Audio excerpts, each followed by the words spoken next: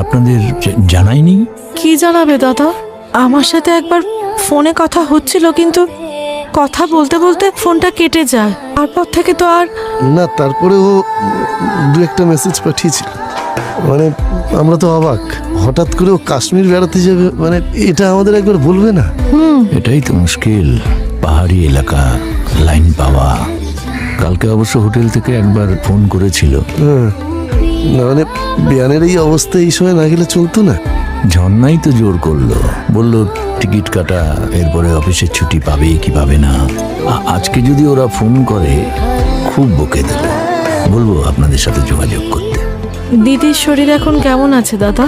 ও হ্যাঁ, ভালো ভালো ভালো ভালো। ডাক্তার বলেছে রেস্ট নিতে, ঘুমোতে। সেই কারণেই আপনাদের আর ভেতরে ডাকলাম না। ঠিক আছে, আসি দাদা, চল।